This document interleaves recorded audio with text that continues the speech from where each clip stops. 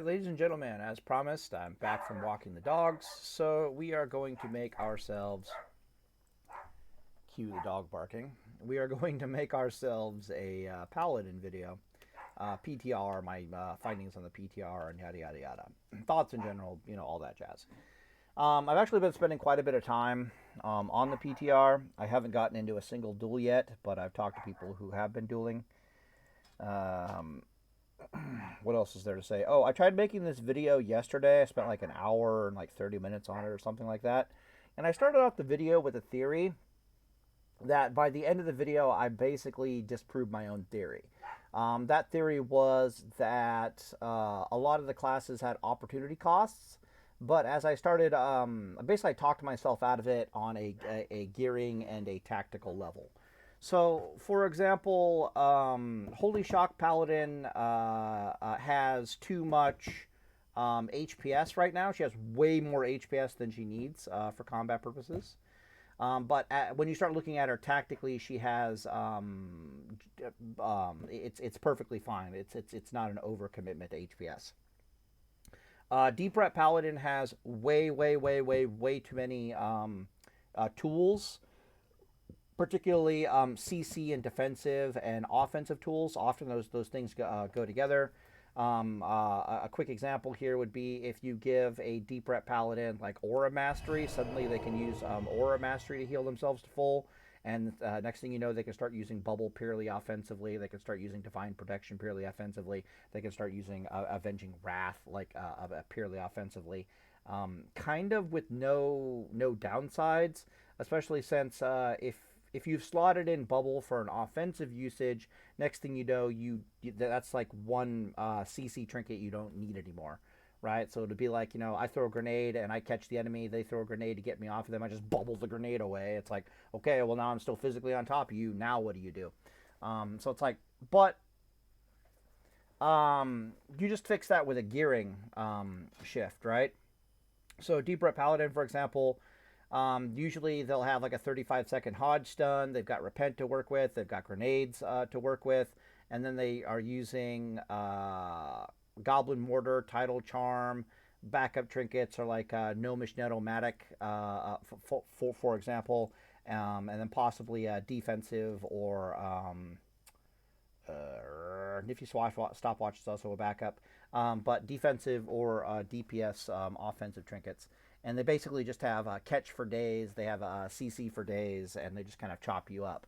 But you give us some extra defensive tools, and next thing you know, you can replace those trinkets with like offensive trinkets. So I thought that the opportunity costs and everything would be an issue. But as it turns out, once I start analyzing things at a tactical level, and like, can we leverage this overkill in one area of our playstyle for like gearing benefits, that sort of thing. So basically, I talked myself out of my own theory. But we'll go through it really fast. I'll do a TLDR here really quickly. Thank you very much. So the main paladins for PvP are going to be Holy Shock, specifically Shock Eye. I have a Shock Eye Paladin right here. Got 31 talent points in the Holy Tree for Holy Shock. I have 3 spare talent points, which all of them went into Readout for what it's worth. And then I have 17 points in the Ret Tree, so you pick up 3 out of 3 Vindication, you pick up 2 out of 2 Eye for an Eye. And then, of course, I put 1 point in Seal Command for what it's worth, just in case I can find some use for it later, or for some reason we can, like, triple Seal Twist for some weird reason with our PvP gear set. Alright, so that's Holy Shock Eye. The other ones, of course, are Classic Reckoning, which is a variation of coming deep enough into the Holy Tree to pick up Divine Favor, and then you get out of the Holy Tree and you put enough points into the Prot Tree to pick up Reckoning. And then I think you have like 3 spare floating points, or like 4 spare floating points, and you put 1 point in Blessing a Sanctuary for what it's worth, and then you put the all remaining points into one-handed weapon specialization, because one-handed weapon specialization increases all damage you do practically. That's not true. It increases the seal damage by like 10%. It increases the white damage by 10%. It increases your judgment damage by 10%. So the two-handed weapon specialization rune talent basically does the exact same thing. It increases white damage, judgment damage, and seal damage by 6%. So we're going to talk about Holy Reckoning. The next one on the list is the Holy Shield Paladin. Holy Shield Paladin is the only paladin that I think has a specialist / overkill issue that I don't really know how to compensate for. She's the one paladin where the overkill theory really starts to come into play. Next, you have Heal Rec. This is a Heal Rec paladin, my current Heal Rec paladin.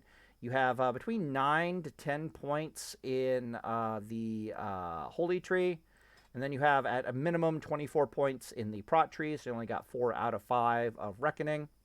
And then you have 17 points exactly in the Ret Tree. So you can pick up 3 out of 3 Vindication. And more importantly, 2 out of 2 Eye for an Eye. The main reason why you'd put 5 points here or 4 points here depends entirely upon your gear.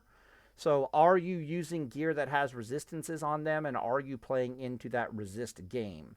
So that would be specifically Tier 1 and Tier 2 have a lot of fire resist on them. You get yourself a Hand of Rag. You put some fire resist enchants on it. You wear certain pieces of fire resist gear, certain fire enchants here and there. Next thing you know, you have like 200 fire resist.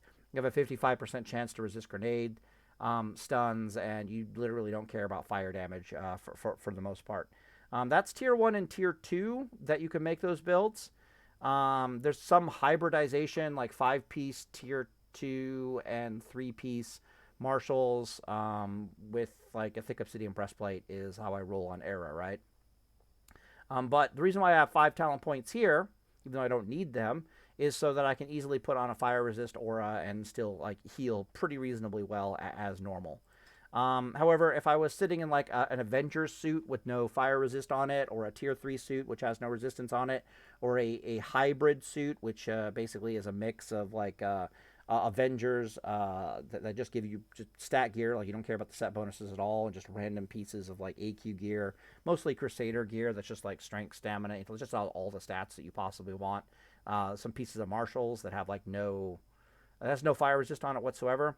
At that point, you only put like 4 to 3 points in spiritual focus, and you max out improved concentration aura. So a point gets removed from here, gets put into improved concentration aura for 3 out of 3, and then you get 5 out of 5 reckoning.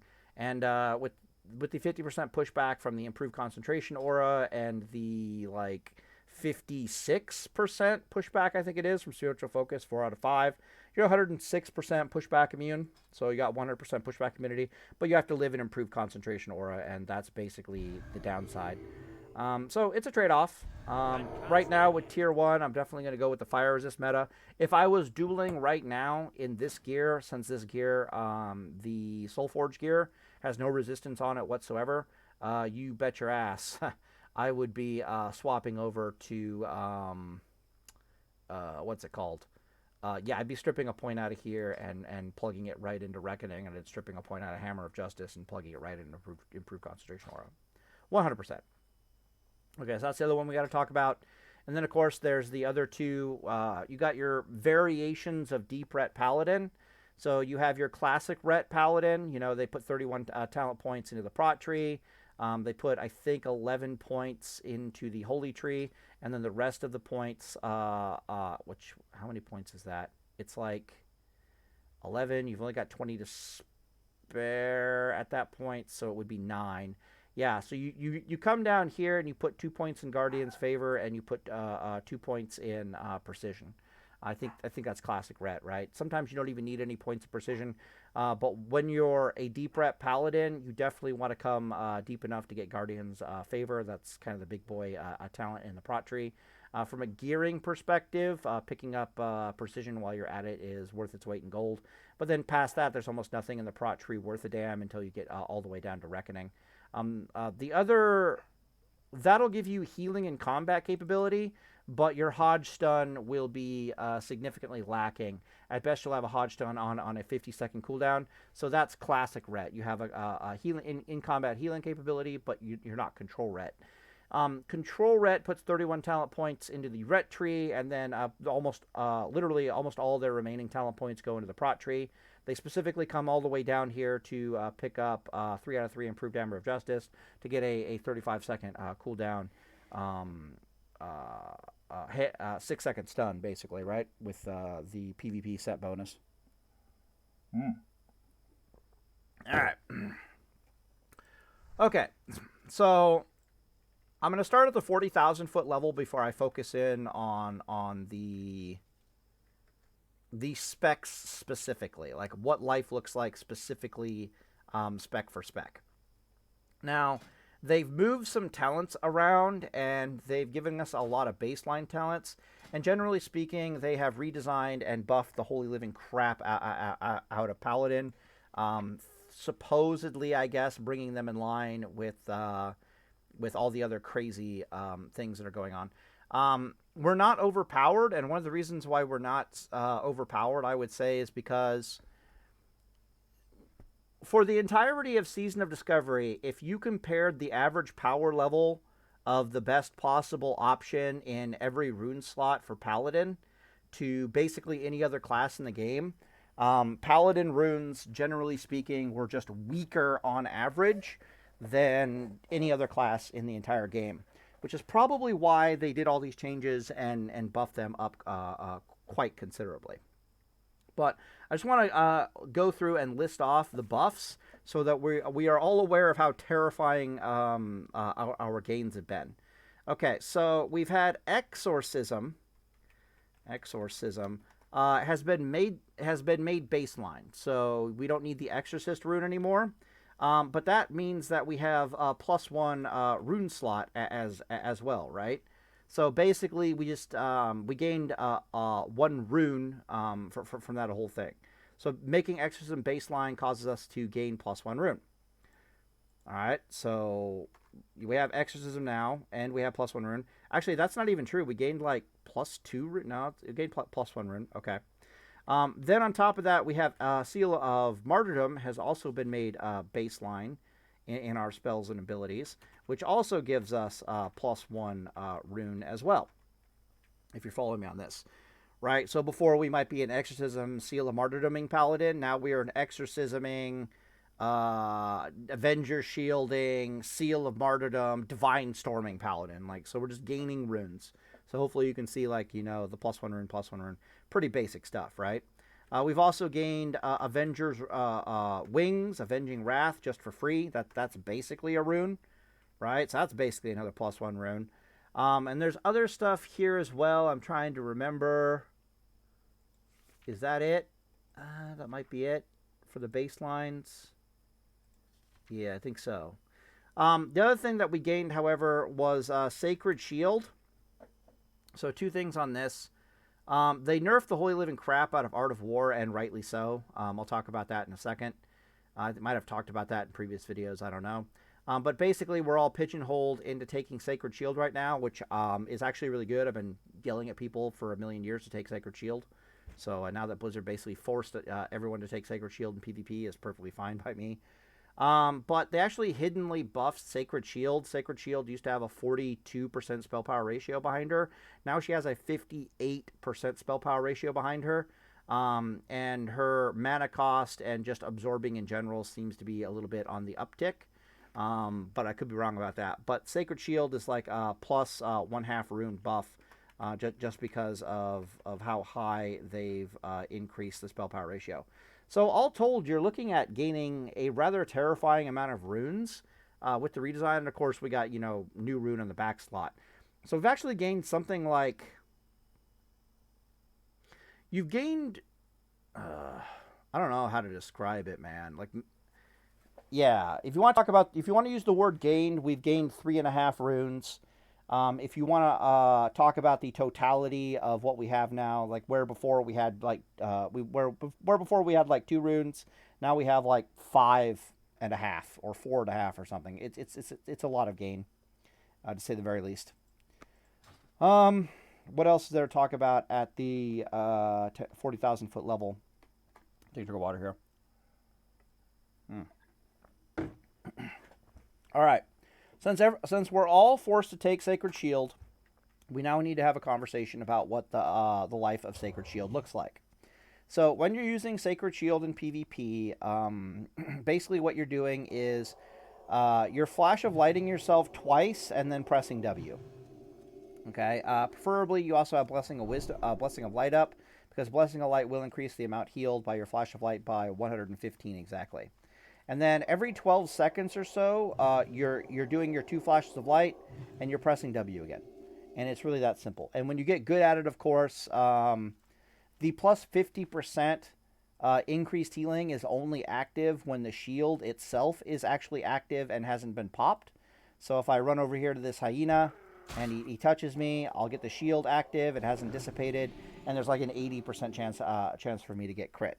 So when you get good, you'll just get used to healing yourself when your shield has been activated. So it just got reactivated right there, I think. I could be wrong. Let me try healing. Yeah, okay. But you're going to do this weird little dance where you're healing yourself every 12 seconds. But if either of those flash of light crits, you just press W off of that. So if I was to flash of light myself and the first flash of light was a crit, I just press W. I don't have Sacred Shield on right now. So, boom. So if that was, okay, I can actually just make it a crit. What am I doing here? Right, so let's say that the first flash of light I do is a crit. You just press W off of that. And the reason, of course, is because you have Sheath of Light active and you have the Flash of Light hot active. And if I do a normal heal after this, it'll like supersede the more powerful hot.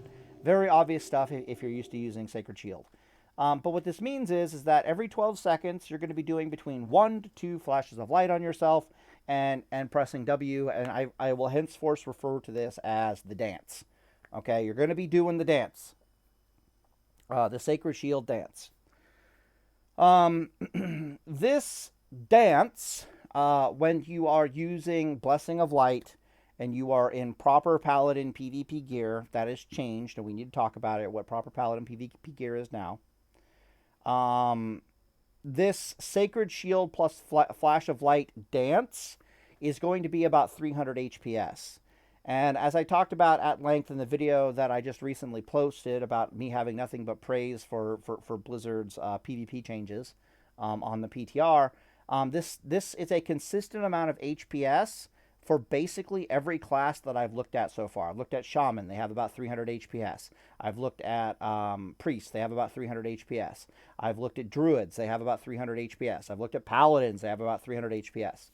What I mean by that is that there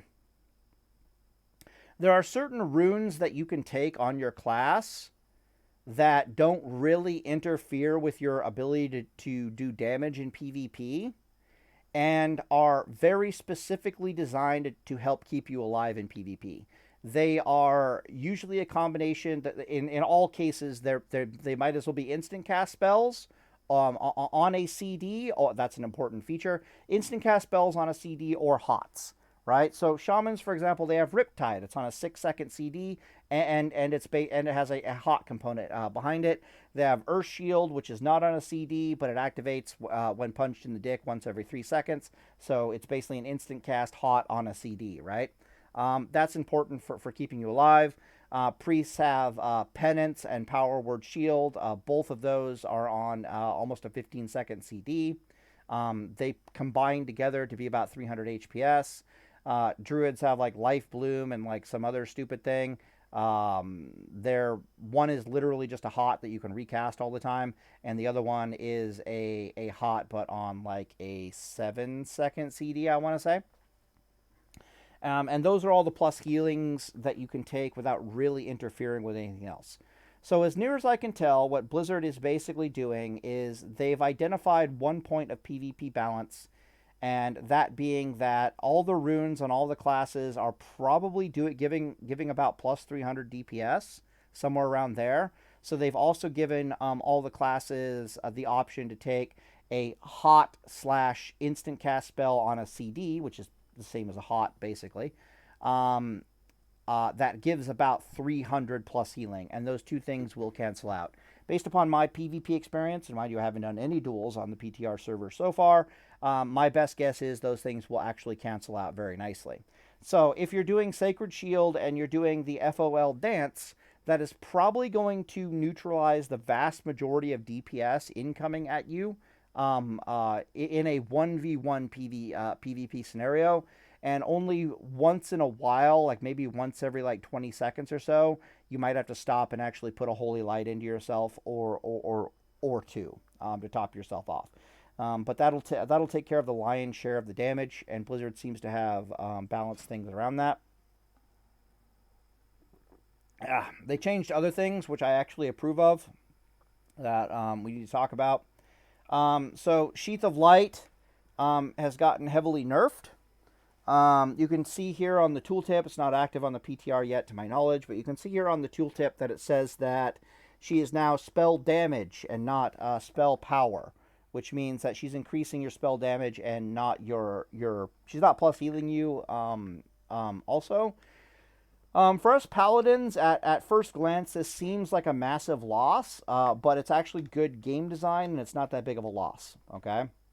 The reason why it's good game design is because if I geared myself for PvP in like Avengers or hybrid gear or like Marshal's gear or PvP gear, I'll have literally almost as much plus healing as if I was in full tier 3. Tier 3 built for PvP had like 450 plus healing, and then Avengers built for PvP had like 420 plus healing, and it was like, what the fuck? By this change on Sheath of Light does nerf our HPS rather significantly, because it represents like a loss of like 200-ish plus healing.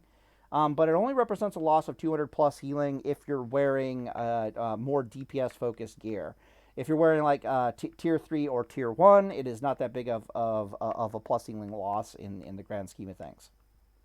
But the reason why I approve of this change from a game design perspective is it actually lets gear differ and matter, right?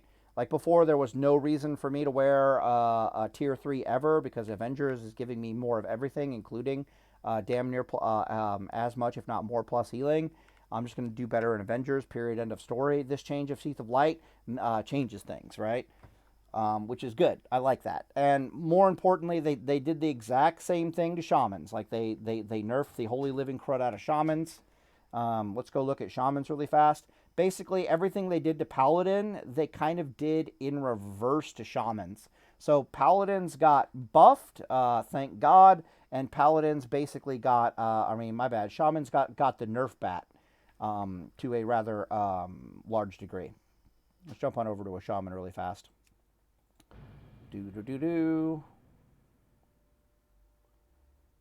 Boom. Okay. So Riptide here, that's their instant cast heal on 6 seconds. If you wait like an extra point of a second, you'll get that tick, and then you just Riptide again. This is basically the equivalent of our Sheath of Light, if you stop and think about it. And then Earth Shield is, these two things combined give you about 300 HPS. They've moved the runes around a little bit. If you remember, I made that PvP Shaman guide, so I'm a little bit familiar with Shaman somewhat. But here's the really big nerfs, okay? Where's she at? Maelstrom, where are you? Is she all the way up here? Okay, Maelstrom. So before, in my Shaman PvP guide, what I was telling people to do is you take Riptide, you take Maelstrom weapon, and you take Tidal Waves, okay? And the reason for this is because you only need like a couple Maelstrom charges in conjunction with Tidal Wave, and the next thing you know, you can like poop out Holy Lights at like 0.5 second cast times. Like insane healing in those three abilities. Maelstrom alone used to be basically making them Holy Light instantly after 6 seconds of combat. But they nerfed it. So if you'll notice, Maelstrom only can do Lesser Healing Wave. Now don't be fooled, Lesser Healing Wave is not a Flash of Light. She's like twice the mana and twice the healing of a Flash of Light. But if you factor in spell power ratio, she's not all that impressive. But This is a 900 heal, as opposed to this is what the shamans used to be casting instantly, right? So they'd be in combat with you for like a couple seconds, and then they'd just be like blam, like 1500 healing. On top of that, they'd have their Riptide rolling, and you just couldn't put them down to basically save your life. So they've greatly nerfed the healing that enhancement shamans can do, specifically using Maelstrom weapon, and they've also nerfed the healing to an extent of anyone following my guide, basically. Because I basically built them as like an elemental shaman that also would stab people with daggers for Maelstrom charges. That's still a thing, but at least you can't heal off of it now. So they took that as a nerf. Mental dexterity they also took as a nerf. So mental dexterity used to give them a bunch of spell power, just like Sheath of Light used to give us a bunch of spell power. But again, for shaman, that causes gearing issues, right? And you'll see here that now it's only increasing spell damage, same as our Sheath of Light. So good nerfs for the shaman. Other weird little nerfs of note that I've seen is Druid Starfall is now like balanced. Let me go get on a Druid really fast. Yeah, you came here for me to talk about Paladin, and I end up talking about other classes. But for your life as a Paladin, it's important for you to understand your enemy and just the lay of the land in general, right? Because I'll probably tell you this advice, that advice, and you'll be like, Pally time, that's not 300 HPS isn't enough. Druids are going to nuke you out of existence. Elemental shamans or enhancement shamans are going to cut you to pieces. Elemental shamans are going to blow you up. It's like, okay, if you say so. Let's get Star Surge going here. Yeah. So you'll see that Star Surge is opportunity costed against Life Bloom. I don't know if that's a change or not. What I do know is that a conjunction of Life Bloom, which is right there, and Wild Growth, this is about 300 HPS. These two things in conjunction with each other. So that's basically like their Sacred Shield and this is their healing dance, basically, right? Oh, I got mana back from that. That's interesting. Let's look at Star Surge. Legs, okay. So Star Surge in Phase 1 used to do like 600 damage and it costs like no mana. Star Surge now is instant cast, no mana at all, so you can probably Spirit Regen while doing this, which is interesting. But you'll notice that it hits like a girl. And this is actually really good. And you increase the damage done by your next Starfire cast by 80% for 15 seconds. Really? Oh, they nerfed Starfire too. Holy crap. Okay.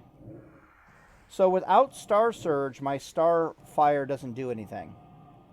Because I have PvP videos of getting crit by Star Surge for like 1600, right? Okay, cool. I can't cast that yet. All right, cool. What does it do without the buff? It doesn't even really have a debuff, does it? Wait a minute. What's going on here? And increase the damage done by your... Oh, so it must be on me? All right, 1 second. I'm trying to figure out how this works. Ah, okay. So I Star Surge something, and I get a buff on me. Gotcha. Okay. Understood. Okay. Yeah, so you can see the opportunity cost, right? You can be like extremely offensive and super powerful, but you'll lose a considerable portion of HPS healing. All you'll really have to work with is Wild Growth. Wild Growth is actually a rune as well. She's opportunity cost against Sunfire. So if you run into like a Sunfire, Star Surging, a Druid, their hots, they don't have hots. So that's nice. So like I said, everybody and their dog has about 300 HPS that they can work with before they really have to start paying through the nose in like DPS or paying through the nose in like mana costs, or they have to start hard casting heals in themselves. So that's pretty cool. All right, let's go talk about Paladin specifics. Let's go talk about what you guys came here for. A whopping like 20 or 30 minutes into the video. Jesus Christ, Valley time. What the fuck? Okay, so that's the lay of the land. Now let's talk about things specifically. Divine Light is absolutely amazing. I would totally take it if it's still on the chest. If they move it to the back, they'll probably replace it with a Shield of Righteousness. I imagine it'll get pulled out. Or even better, they would replace it with a Righteous Vengeance. Righteous Vengeance is an absolutely terrible, awful, useless fucking talent. You do the math on this thing, it's worth like, plus 8% DPS at most. Absolute garbage. But if they moved it to chest, it would suddenly be something that you would take, not for PvP, but for PvE. So that might be a good move. Or they need to buff it, one of the two. Malleable Defender has some stuff that we need to talk about. Again, I can't get into classes until I'm done talking about everything that's new or changed. And part of the things that are new or changed is just the lay of the land and your enemies and just things that are going on in general. So this rune is absolutely chatted.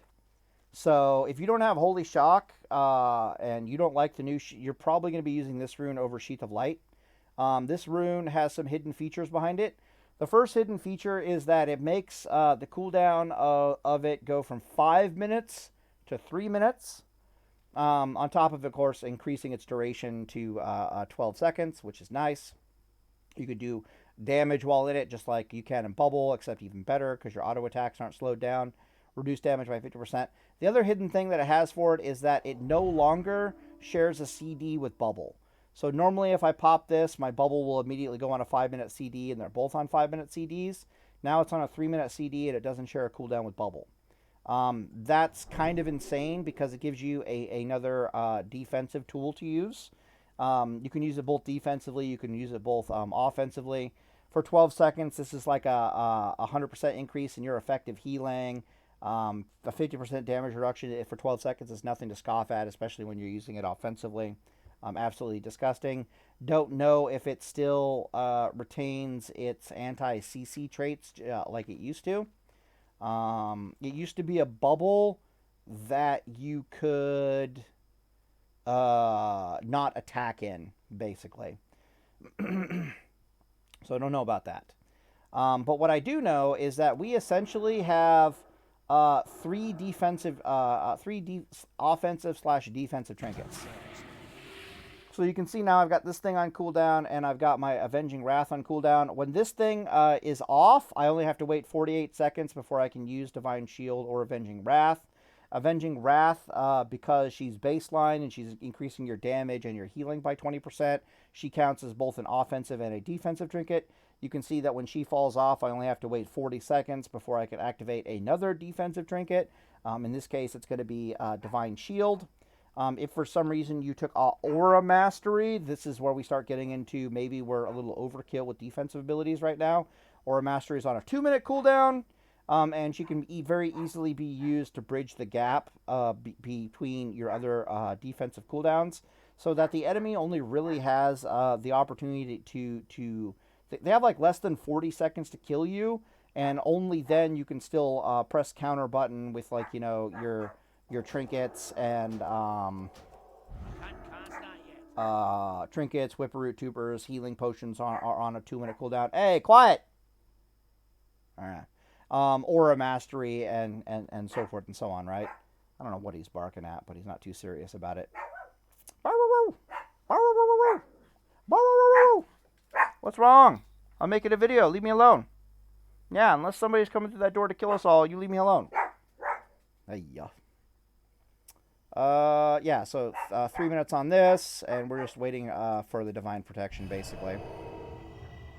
Alright, so this rune is absolutely amazing, and is easily makes up for the loss of Sheath of Light effectively, right? Like, what did we lose from Sheath of Light? We lost a tiny bit of damage if we lose Sheath of Light, and we lost like a ton of plus healing. But then you give me something like this, and it's basically the exact same damn thing. And you can see that this just lines up like terrifyingly. Oh look, when this is done, I'll be able to Avenging Wrath again, and I'll probably be able to Bubble Shield again.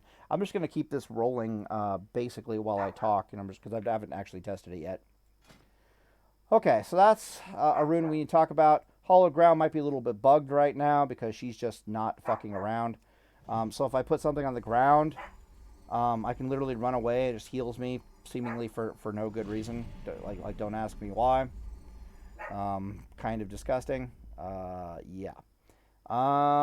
They moved the heal over time to fanaticism. This is actually a good change because it helps. It means we don't have to take Sheath of Light anymore, but we can still get the critical healing defensive property, which is really really good. Also, it makes Holy Paladins much happier if you think about it after the Sacred Shield nerf. All right, let's get this thing up here. And okay, so feel free to let me know when I run out of defensive cooldowns. It looks like right now I'm finally out of defensive cooldowns, unless you want to count Bop as a defensive cooldown in this whole shenanigans. So when this ends, I will finally run out of defensive cooldowns, although Aura Mastery is about to come back up again. We're probably on like our 3rd or 4th Aura Mastery if I was taking things seriously. But Bop is still there. Divine Favor is available. Jesus Christ, right? Okay. All right, so let's get off of this and get into something a bit more serious. I can't use that. Thank you. I'm just gonna. Wow, that lived? Okay. I can't use that. Shut up. All right, so let's officially start talking about the things. Vindicator, of course, is absolutely insane. Shield of Righteousness is pretty damn good. Vindicator is absolutely nuts right now. Don't be surprised if it gets a little bit of the nerf bat. I don't think it deserves the nerf bat because I have to ask myself, is this as good as Wolves that Shaman got? And the answer is, Wolves is probably the best rune in the entire game for any melee class. She's offensive, she's defensive. If you don't know, it summons these 2 damn wolves. It does damage. It has like similar damage and critical strike to the shaman, so it gets buffed off of the shaman's gear. The damage they do heals the shaman, and it also gives a movement speed increase to the shaman. Jesus, do I have to log on to the shaman? It gives a movement speed increase to the shaman, as well as like a freedom effect to the shaman while they're in that movement speed. Everything about it is the same as it is in Wrath, so I'm assuming that it still has the freedom type effect as well. And then I have to ask myself, are any of our runes as scary or terrifying as that? And the answer is no, but Vindication is goddamn close. So if you don't know, this thing is like, basically it works off of, damn it, what is it? Skills, honor, talent tree, go fuck yourself, retribution, thank you. The Vindicator rune works off of Vindication. You might be asking yourself, well, what's the proc rate on Vindication? Vindication's proc rate is PPM, but it is terrifyingly high. I know it's not 100% at 4-second weapon speed, but it's damn close to 100% at 4-second weapon speed. I think it's like 90% at 4-second weapon speed, and I think it's like 80%, or like 85% chance to proc per hit. That includes like Crusader Strike and possibly even a Divine Storm, although I haven't tested that. But she has an incredibly high proc rate when you melee something. And on top of that, she also has a few other effects worth talking about. Oh, it didn't proc that time, huh? Okay. Didn't proc that time either. Do I even have Vindication on this character? What the hell? What? I told him it has like an 80%. I have like a 3.9 weapon. Let me swap over to a... Okay, 3.9 weapon. Let's hit something with it. Jesus. Somebody please give me Vindication around here. What the fuck? Oh. If they die, does it not apply? Well, that's weird.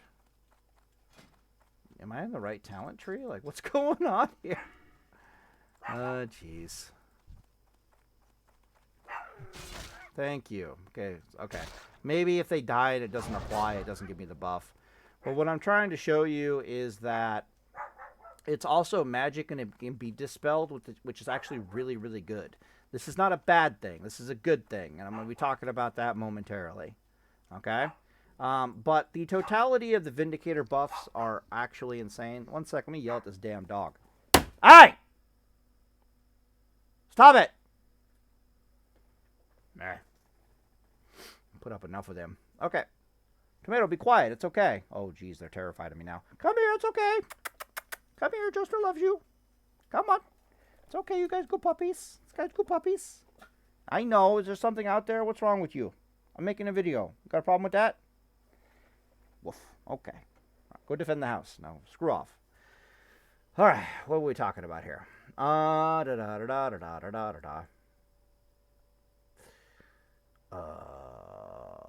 The totality of the Vindicator buff is absolutely insane because it's lowering enemy attack power, strength, agility. It's increasing your attack power, your strength, your agility. Absolutely insane rune. Extremely high proc chance in PvP. And it can be dispelled. Absolutely amazing. Why that is so good is because it provides you with like dispel bait. So if you're fighting like a shaman and they're spamming cleanse on you and you bitch slap them in melee and Vindicator comes up, it's gonna draw out a purge or a dispel. And the next thing you know, you've got 1.4 seconds to actually do something with your life. There's other ways to use it and so forth and so on. But the fact that it can be dispelled gives you an element of dispel protection. Also help you win mana wars and so forth and so on. So it's good dispel protection against Shadow Priest, good dispel protection against shamans. That's what I'm trying to say. Yeah, it is what it is. Okay, do we have Infusion of Light? We do. Okay, cool.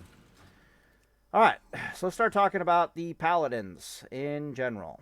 Okie dokie. Finally, we can talk about it. 41 minutes in. Jesus Christ. Okay. Let's talk about Deep Holy Paladin really fast here. Where are my talents? Let's talk about Deep Holy Paladin. Don't start that again. Hey! We're not dying. Relax. Deep Holy Paladin. What is there to say? Right. So specifically, it's Shock Eye. And the reason why you're taking Shock Eye, of course, is because you get the 3 out of 3 Vindication, so you can actually make use of the new rune that's really chatted, and you get Eye for an Eye. When people dot you up and the dots crit you, you're not getting Reckoning charges, but Eye for an Eye still works, which is kind of interesting. Eye for an Eye reflect damage also causes spell pushback. I have tested spell pushback of a number of spells like Unstable Affliction and so forth and so on. They're actually using the spell pushback of Wrath, believe it or not. So they suffer spell pushback, but rather than it being 1 second, half a second, a quarter of a second, it's half a second, quarter of a second. So much less spell pushback. But they do actually get spell pushback. And of course, as we know, the classic WoW spells do still suffer classic WoW spell pushback. So yay. What else is there to say? Right, so the Sacred Shield Flash of Light dance, being 300 HPS, is probably more than enough to keep you alive, so you don't actually need Holy Shock to heal yourself. But that being said, Holy Shock is still on a 6-second cooldown and available to heal yourself. She's probably worth somewhere in the vicinity of like 200, like 150 to 200 HPS. When you're using her to heal yourself. And of course it can spike like it's doing right now where it like chain crits. At a tactical level, however, you're probably better off still doing the Sheath of Light dance. Just because there's no better rune for you to take for a Holy Shock Paladin than Sheath of Light. And if you are taking Sheath of Light, you might as well... what's the term I'm looking for here? You might as well do the dance, right? Now, you could take advantage of it by shortening up the dance slightly. So, like I said, the dance is normally to do 2 Holy Lights, and if the first one crits, you press W. But you're stopping to do basically 2 flashes of light, right? But what you could do instead is just do 1 flash of light every 12 seconds and then press W at the enemy. And then if you need to use Holy Shock to heal yourself, you just do it, right? But she's probably better off being used as DPS.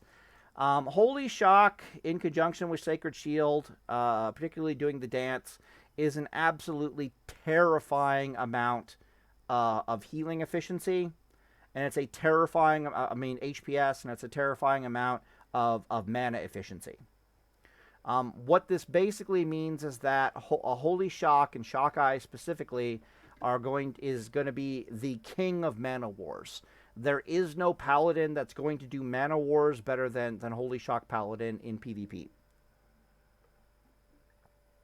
That doesn't mean it doesn't have weaknesses. I still don't think it's the best Paladin. I think all the Paladin specs, with the exception of Sacred Shield Paladin, are about equal to each other on their power level. If I had to put them in like a tier, I would say that the 3 best PvP Paladins right now would be Deep Ret Paladin, Holy Shock, specifically Shock Eye, and then what I call Heal Wreck, but its actual name is Heal Wreck Eye. That's this one over here. That's the one that gets Reckoning, gets Eye for an Eye, and has the ability to heal in combat. But we'll go through each of them in turn. But your combat strategy as a Holy Shock Paladin is going to look something like this, and I'll make specific guide videos later, but we'll just go over really quickly right here. In for a penny, in for a pound, right? What you're supposed to do is you're going to be doing the Sacred Shield dance, and you're going to be pressing W at people, and you might be taking advantage of it, a little bit of a tempo advantage of it, right? When you are farther than 12 yards away, feel free to use Holy Shock to heal yourself. When you are within 20 yards of the enemy and therefore can use Holy Shock offensively, you want to start using it offensively to try to put damage into the enemy, because otherwise you're not going to be able to do... Exorcism's not going to be enough chip damage. As you saw, everyone and their dog basically is going to have like 300 HPS. Exorcism at most is doing like 120, maybe 150 DPS. So you're not even gonna you're just gonna be trading mana with the enemy using Exorcism. You're not actually going to be doing any real damage to them using Exorcism. Holy Shock in conjunction with Exorcism, you might start to see some chip damage on your enemies. If you're dealing with enemies that can't heal themselves, so that would be rogues, that would be hunters, that would be warriors, then yeah, you're definitely going to start seeing some chip damage off of Exorcism and Holy Shock. But the general rule is, if they are in range to be Holy Shocked, you should be using Holy Shock to do damage against your enemy, unless you're specifically in a mana war, in which case you probably should use it to be healing yourself. Where things get interesting, however, is when you are in melee. When you are physically in melee with your enemy, Holy Shock ceases to be used offensively, and it gets used purely defensively. Why is this? This is because there are only 2 ways to get a paladin there are only 2 ways for your enemy to get a paladin off of them when they're physically on top of them. And that is, they either have to CC you to get you the hell off, so they have to use what is essentially a major cooldown to get you the hell off of them, or they have to do so much damage to you that it forces you to stop and heal yourself, and that's their other get the hell off of me condition. Without exception for paladins, it is always better that you force them to use one of their major CDs to get you off of them, rather than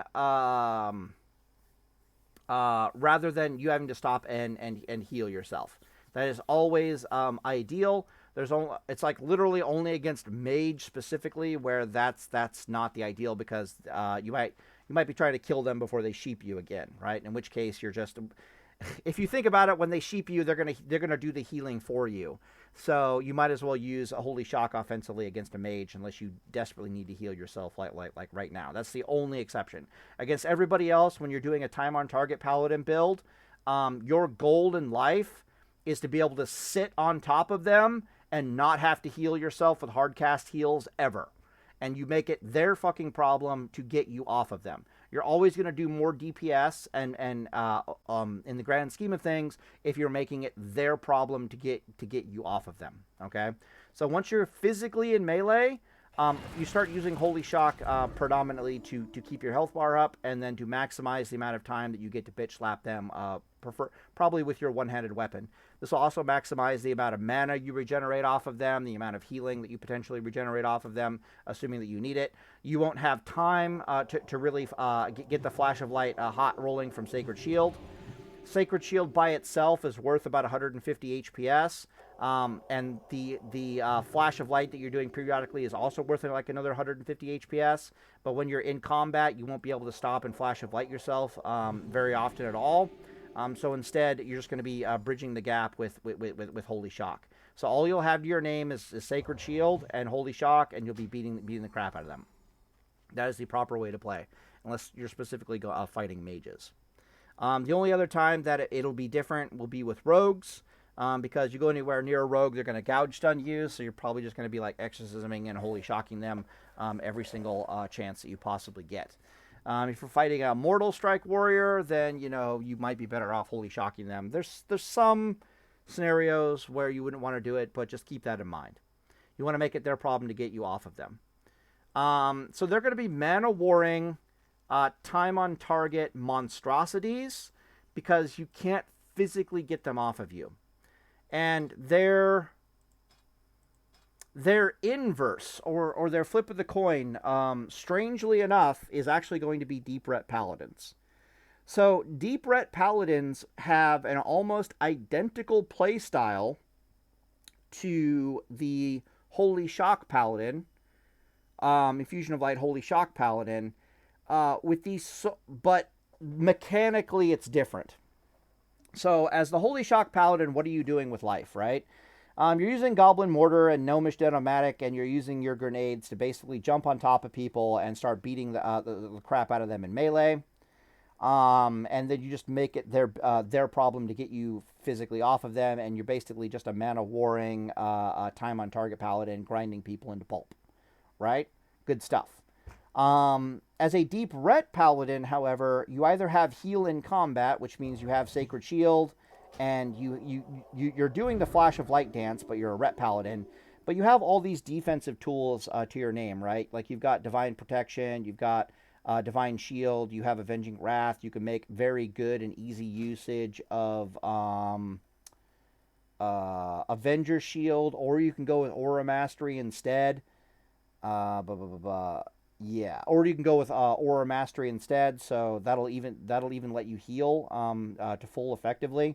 Why is this? Well, because as a Deep Ret Paladin, if you're a Control Ret Paladin, you've come all the way down the Prot tree and you've picked up Improved Hammer of Justice 3 out of 3, and you might as well put 3 points into Improved Concentration, or you might as well put 2 points here and 3 points here. Like however you do it, you make sure you get a lot of points in the Concentration Aura. And basically that'll mean once you hit Aura Mastery, this will give you like 100% pushback immunity for 6 seconds, and you can heal yourself to full. Control Ret Paladins don't have problems healing themselves because they're usually CCing you in some way, shape, or form, and then just healing themselves to full. But you give them Aura Mastery, it makes it easier. You give them Avenger Shield. The next thing they know, they have a tool to catch people a lot easier, which means suddenly their Repent is available purely for healing. Their Hodge Stun is available for purely for healing. Their grenades are available for healing. You get the idea. Well, you use the grenades to catch, and then the Hodge Stuns to heal. You get the idea. Okay, so, and on top of that, they might have Divine Protection and Holy Shield and a bunch of other defensive tools. Avenging Wrath is both offensive and defensive at the same time. They're just swimming in an ocean of defensive tools.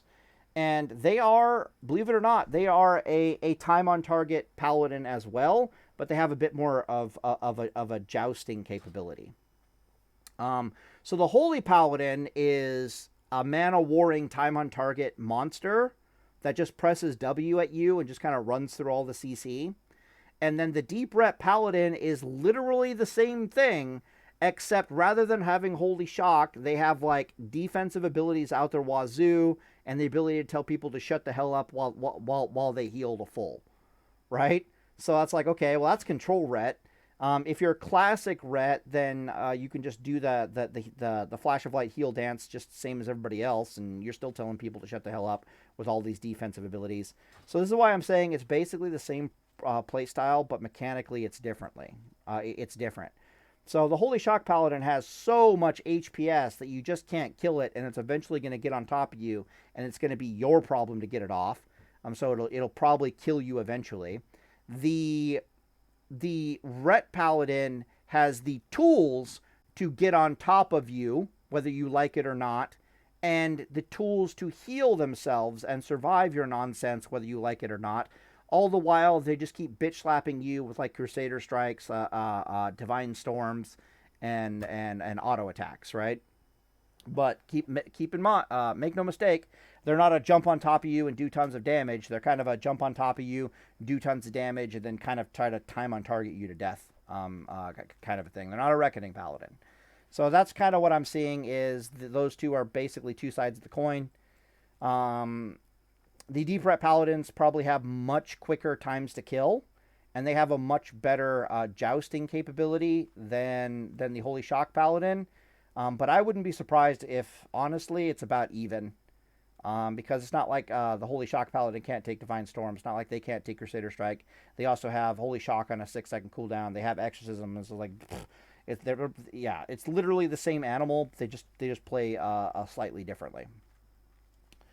So I thought that was interesting. So that's why those two are near the top of the list as far as Paladins being amazing in PvP or specs go. And then we got to talk about the Reckoning Paladin and the Heal Reckoning Paladin specifically.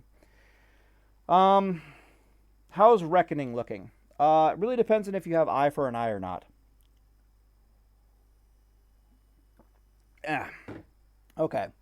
Because we have all these defensive tools, right? Because, how do I put this?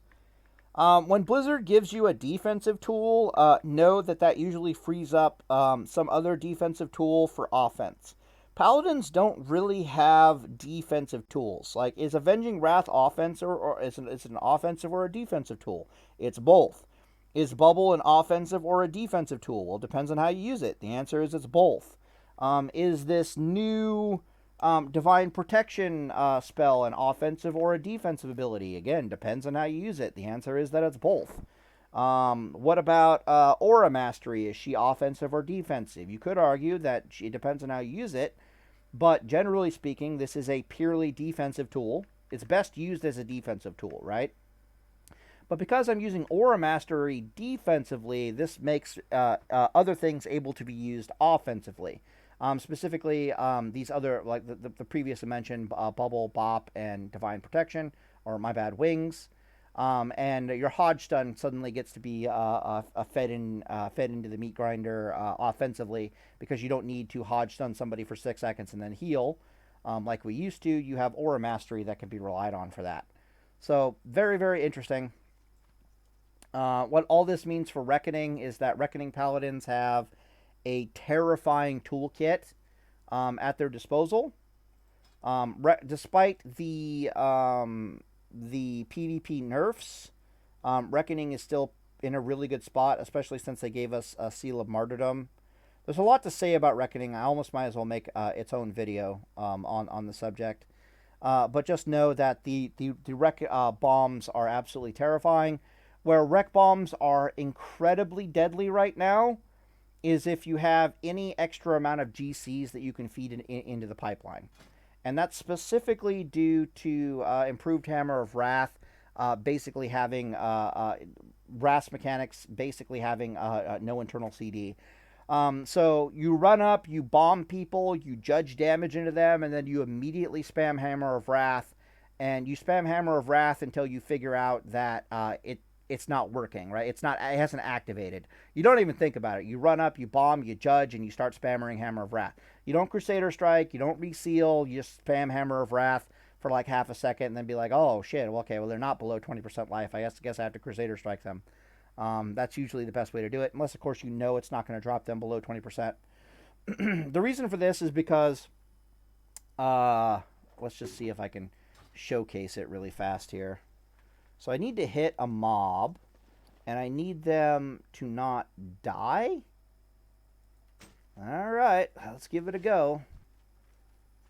Excuse me, sir. But I also need them to be low enough life that I can wrath them. All right, let's stun this guy. Okay, let's stun this guy. Okay, cool. Oh, I don't have the wrath rune on. What am I doing? Do I? Do I not? Oh, I got Light's Grace on, don't I? Gross. But basically, if the enemy drops below 20% life, Hammer of Wrath gets reset so quickly that you can spam like 3 of them into the enemy inside of a second. And you can definitely get 2 off inside of half a second. Where is even my Wrath spell? He's gonna die, isn't he? Fuck, okay. Blap. Wow. Okay. Now I need to find my damn Wrath spell.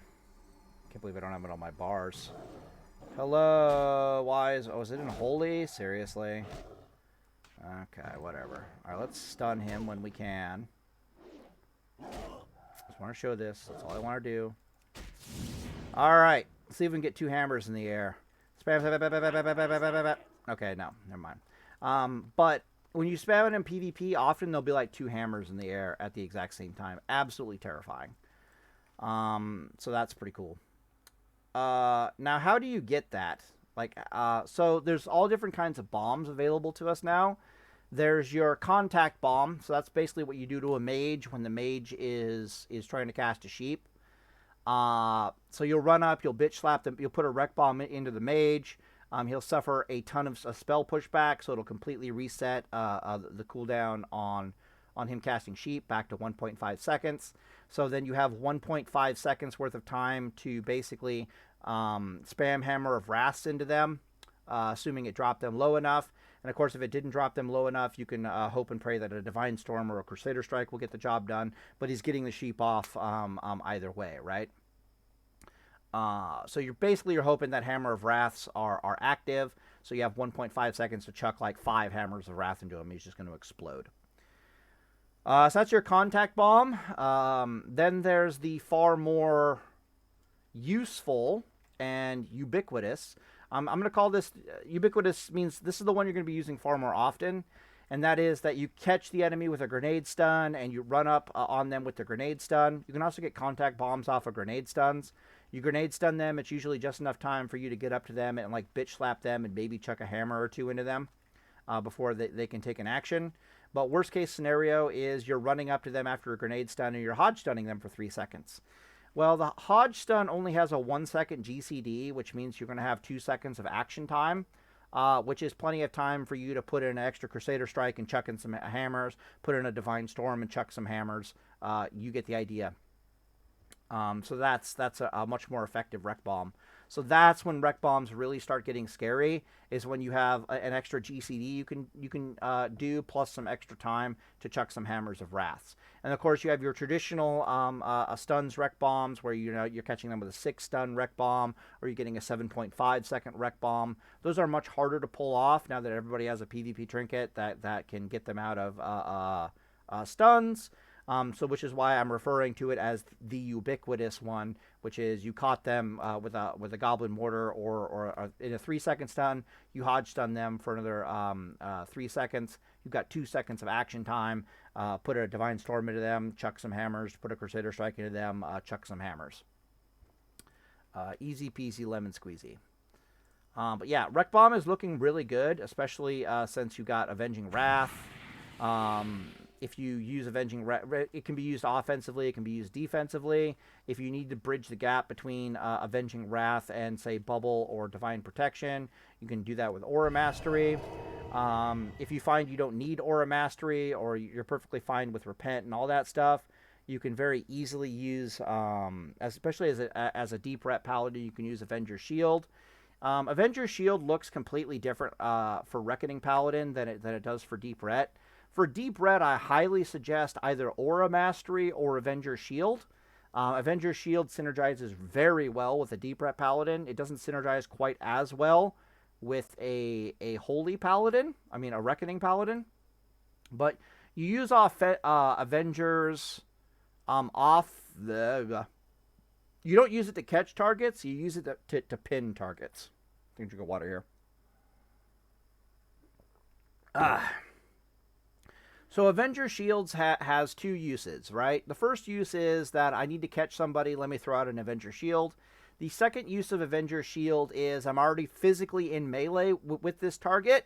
I would like to stay in melee with them for another 10 seconds while I don't know, heal myself or say, just prevent them from going anywhere for 10 seconds because I know they're about to die, kind of a deal. So she's a really good tool to use after you've wreck bombed somebody or to get more or to catch somebody. So Reckoning Paladin, you're not going to want to use Avenger Shield to catch. You're going to want to use Avenger Shield to hold somebody in place. So for example, you throw a grenade, you run over there, you put a contact wreck bomb into them, you immediately switch into a sword and board once you see that you can't chuck hammers of wrath into them quite yet. They'll come out of the stun and they've got like a second to act or something like that before you can put an Avenger Shield into them. But your Avenger Shield is ready to rock and roll once you come out of whatever CC they give you, and it'll let you get right back on top of them. If they didn't CC you quickly enough, you can just throw an Avenger Shield into them anyways, and they'll be slowed for 10 seconds. You can use it to heal to full and get back on top of them. There's a lot of utility in Avenger Shield. But you're going to be taking Avenger Shield or you're going to be taking Aura Mastery, one of these two, because even as a Reckoning Paladin. Because as a Reckoning Paladin, Aura Mastery is absolutely amazing. It lets you do all kinds of things offensively. And then Avenger Shield is more of like a time on target, like grinding kind of deal. So, yeah. Okay, let's leave it at that. I have a lot more to say, but I'll just leave it at that. What else is there to say? Right, so the two different Reckoning Paladins, right, there's three of them, right? There's Holy Reckoning, and Holy Reckoning is going to be a very good, very well-rounded, like, bombing, grinding monster, right? So Avenger Shield for a Holy Reckoning Paladin, 100% you take that. For Heal Reckoning Paladin, you can take either one, Avenger Shield or Aura Mastery, depending upon what you prefer. The reason why you're definitely taking it for a Holy Reckoning Paladin is you have more powerful healing, you have Illumination, you have Divine Favor for a big boy heal and a tempo. Basically, Holy Reckoning can play the Reckoning game, and she can also play the Mana War game. Whereas the other Reckoning Paladins, they can play the Mana War game, but they really are trying to kill you rather quickly off of the bomb. So they're playing a different game, and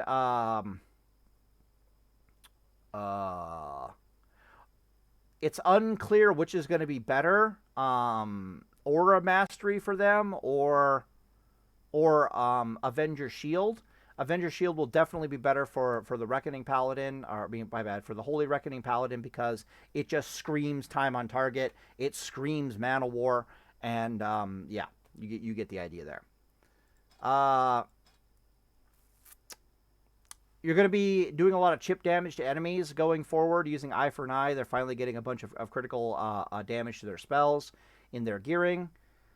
So that's good in the future. So Eye for an Eye is going to leave a lot of chip damage on the enemy. You start pairing Eye for an Eye with, say, Exorcism and a bunch of crit charges. Don't be surprised if you're doing a lot of chip damage to enemy just from that.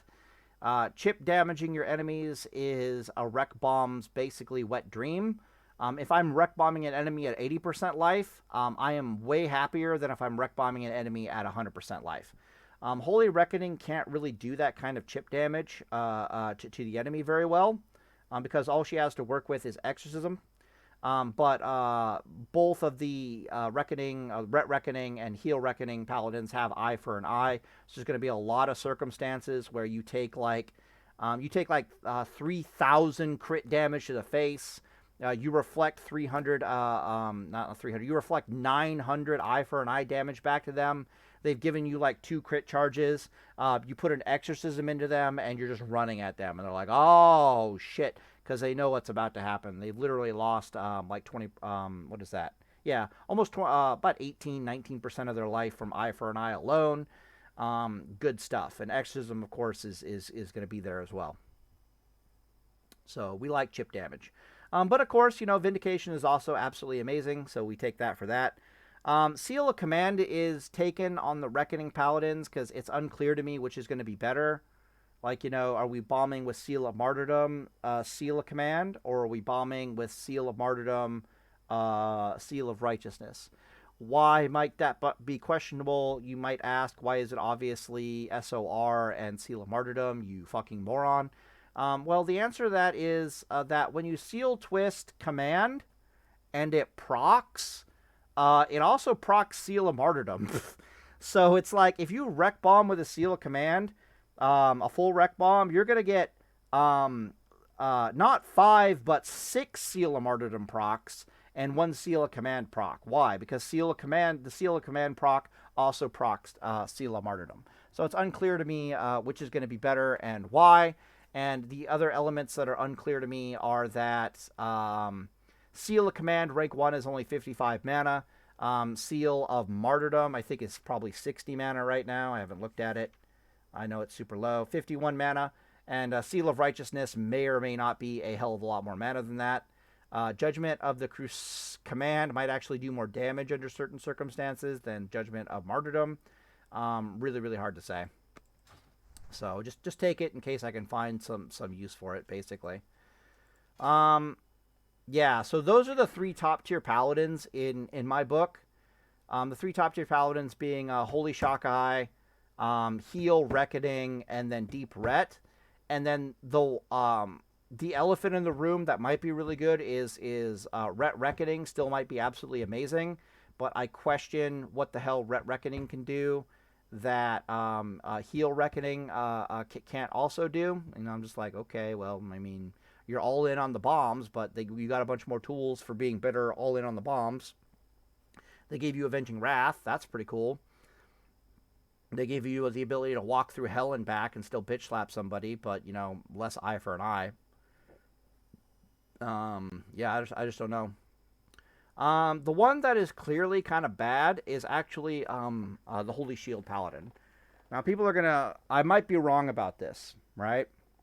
But what they're going to want to do is they're going to want to, go put 31 points into the prot tree. Let me take a water here. I need to eat... One sec. Half a Tums. It's one of those moments in life. Got, indigestion. And acid? There we go. Half a Tums. There we are. So,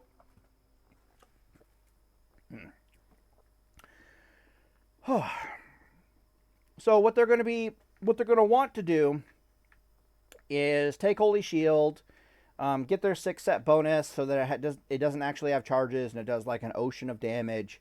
Then they're going to want to put on a bunch of plus block gear, and they're going to want to take a shield of righteousness and basically bitch slap somebody for crazy amounts of damage. You crazy reflect damage and bitch slap somebody for crazy amounts of damage. Probably also have a slow one-handed weapon with Crusader Strike in there. Maybe they're doing some weapon swaps. Exorcism, Avenger, Shield, might as well. Even Divine Storm's not too terribly bad at that point. The problem here is that it's no Holy Shock. And what I mean by the problem here is overkill. So anything that wants to fight you in melee, with the exception of a paladin, is going to absolutely die screaming. Rogues will be overkilled to a terrifying and horrifying extent. Warriors will just die horribly. Enhancement Shamans will explode. Kitty Cat Druids will explode. Basically, every melee class will lose to that paladin with the sole exception of other paladin builds. I can go into detail into why that is. The only reason paladins can even remotely beat that is because they have options in their seals to try to get around the reflect damage, and more importantly, a whole... Okay, say I'm playing Heal Reckoning versus that, okay? I don't have to hit you. I don't. Like, but you have to hit me. Well, technically, you don't have to hit me either. But if you hit me, I just wait till I get a full wreck bomb, and then I give it to you that way. And I'm just going to stun you and hit you with a full wreck bomb, and you can't use... when you're stunned, you can't block, dodge, or parry. So I'll be hitting you without taking any reflect damage for, like, 80% of your life, and you're just going to be like, what the hell just happened to me? So, of course, the solution is you just don't touch the Paladin. And so Paladin PvP at the highest levels is just two retards looking at each other, realizing that neither can attack the other without actually losing the fight. It's no joke. That's actually how it works. So that's the only class in the game that'll even remotely give you problems are Paladins.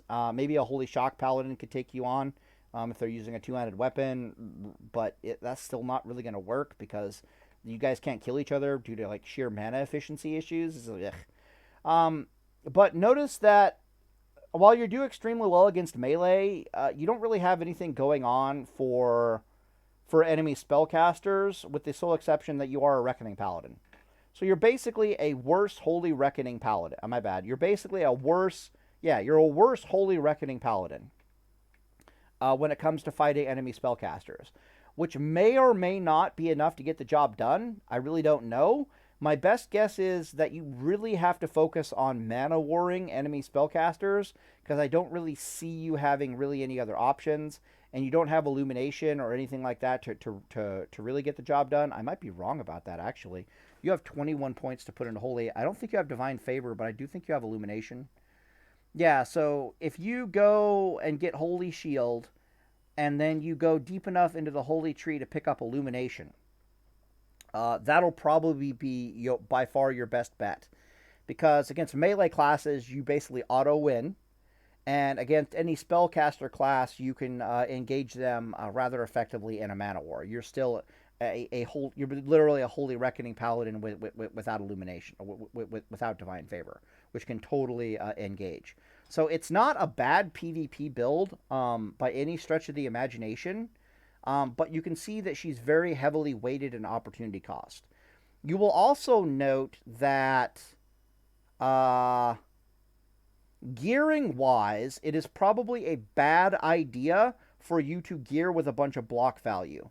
So Holy Shield is telling you that you want to, especially with the set bonus, is telling you that you want block value. Shield of Righteousness is telling you that you want block value. I'm telling you right now, you don't want fucking block value. What are you, stupid? Why do you not want block value? Well, the answer is that your best bet to deal with enemy spellcasters is to engage them in a mana war. And block value isn't going to do fuck all for you on your gear to help you engage a people in a mana war. What you want is you want plus healing. You don't need the block value to kill the melee classes. You've already got them super dead to rights. Literally, if you put block value on this Paladin versus enemy melee classes, you'll kill them in 6 seconds rather than 8 seconds. Congratulations. It's an extreme level of overkill to the point where you really don't need gear behind to increase the overkill, if that makes any sense. You might as well gear to guard against your primary weakness, which is going to be enemy spellcasters, and you have to accept the fact that you're going to be mana warring against enemy spellcasters. So you want plus healing, you want a thicker mana bar, yada yada yada. What else is there to say? Is this actually the weapon that I use? I don't think this is the weapon that I use. Where's the actual weapon that we're using these days? The 22 intellect? Yeah, that's better. The TLDR in all this is that I can't find any weaknesses right now in any of the Paladin specs, and everything is actually extremely well designed as far as PvP goes. I literally made like an hour and like 20-minute long video doing nothing about praising the current PvP design and where they're actually balancing things. Mana wars are legit, and people can actually run out of mana now. People can actually be wreck bombed and blown up, but they can also guard against it. PvP is just in a really good place. It's very, very classic-esque, I imagine. Haven't tried anything, but you get the idea.